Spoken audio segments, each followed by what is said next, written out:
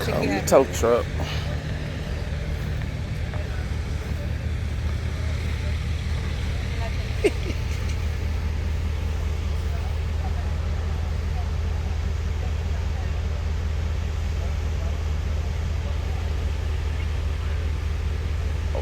Oh shit, she got a hit.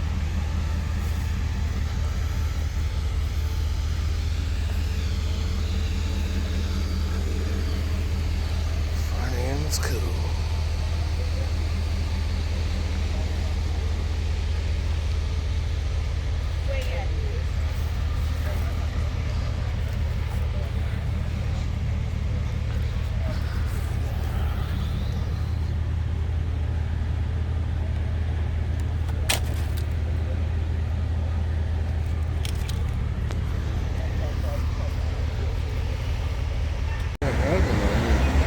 Pretty sure old girl was Well, I'm saying, how she hit that? Skip my car and hit that. she bounced around it.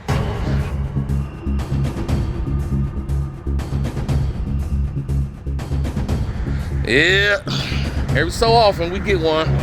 This ain't the first, that won't be the last.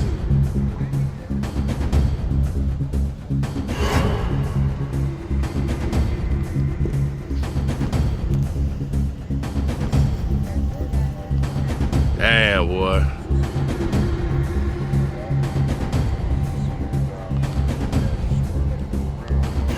Yep.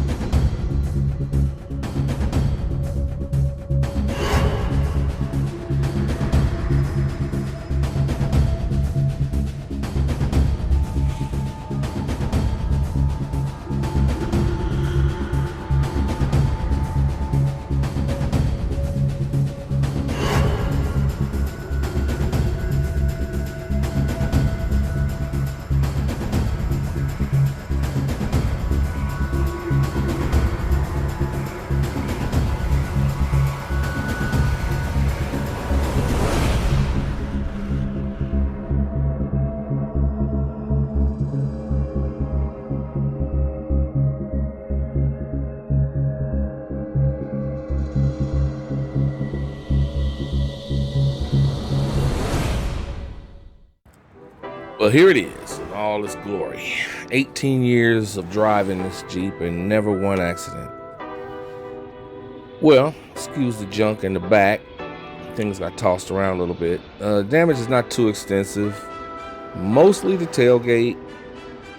Don't know where that ruler come from, but I've been looking for it. But anyway, mostly the tailgate. As you can see here, the seal where the tailgate meets the body is mostly crinkled up to the left, but not anything to the right. That could be easily folded back down, reshaped back normal.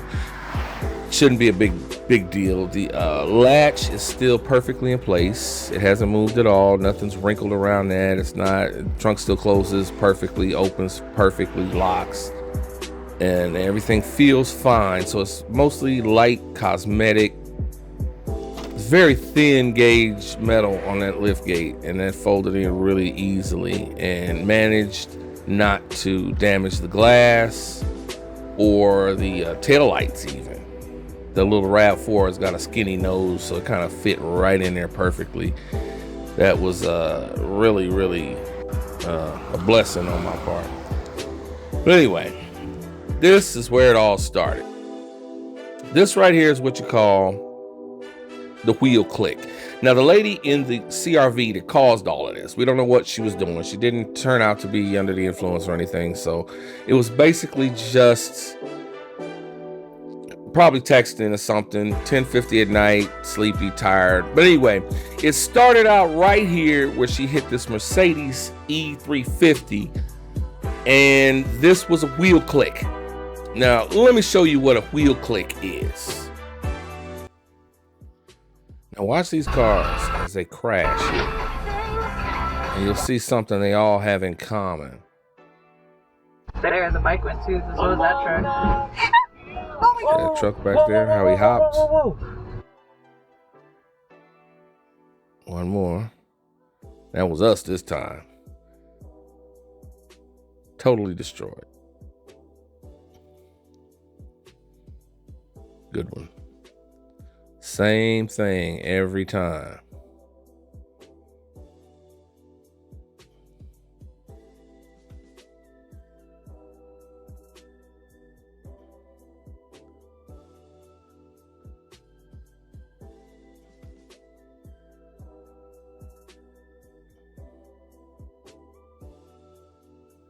See what we all got in common there? This is the wheel click. This is when two cars collide laterally against each other. One could be parked, one could be moving slower than the other, and they go through body work, and the tires actually touch each other. The front tire on the approaching vehicle touches usually the rear tire of the vehicle that's stationary or the one that they're overtaking. And when those tires touch, like in Formula One racing, when you get tires that touch, somebody's going airborne. Now, it is my belief, I wasn't there, didn't see it, but looking at everything that happened, the girl in the CRV that caused all of this hit this Mercedes, totaled it out, moved the rear axle. This is not a four-wheel steering car. This is a regular rear end. It goes straight. She wheel clicked with this Mercedes, right? She then promptly went airborne, at least on one side of the vehicle, and out to the left. Now, there was a brand new Cherokee parked right here. Totally missed it. Went out and around and then landed, and her front wheel was so jacked up that she's hooked right into the parked RAV4 on this spot. This is all where her fluids leaked out. And as she hit that parked RAV4, then that RAV4 got pushed up into my Jeep, which was right here. You can see my rear fog light debris in the gutter there. So it was a typical wheel click situation, pretty much no doubt about it. And that's how I ended up like this here. She was, of course, found at fault. Highway Patrol has released a report and all of that. The insurance companies are all, everybody's in concurrence. So, check was cut and it's all good now. Just gotta do some work. I was gonna take it to the shop, but I'm probably not. I can do this myself. So I'm gonna get to work on it. That night, standing there looking at the damage, first thing I did was get on eBay and start looking for rear hatches for 06 to 10 Grand Cherokees. Found a bunch, various prices all over the country. A lot of them didn't want to ship, but I eventually came around to one that does want to ship, or it doesn't have to ship because it's local in LA, and that's the one I went and got.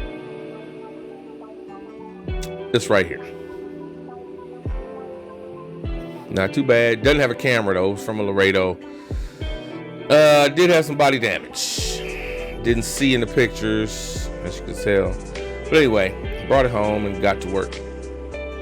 Well, boys and girls, the saga continues. I was able to go and find, matter of fact, the night the wreck happened, I was on my phone on eBay looking for rear deck lids, right? I found a whole bunch, some of them $500 on the East Coast, and pickup only, no shipping, right? Found one for $500, it's about $300 to ship, 8 something, right?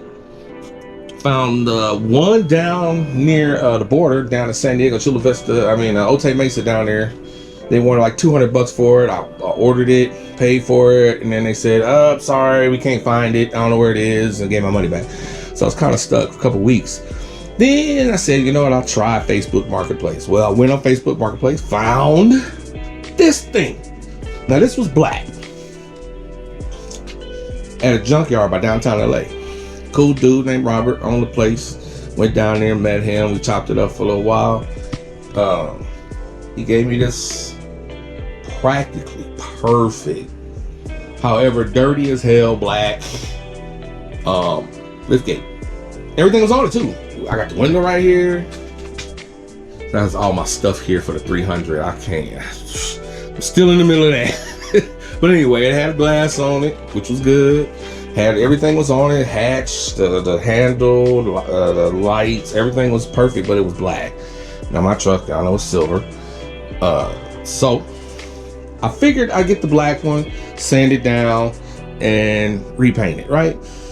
Well, this one had some, once I got home and scraped all the dust and dirt off of it, we had a big old dent right here. Like something had just come down on it and just pow, popped it right there. But I was able to grab my Bondo and my and a bunch of sandpaper and stuff I got. I got a little sander, a little orbital sander. And I was able to knock that dent out completely. Perfect. And then I also noticed it had a little dent back here where this was kind of pushed in. See how that's uneven, the little opening there? So I was able to smooth that out. Pretty good, easy. Went ahead and sanded it down, got it all ready.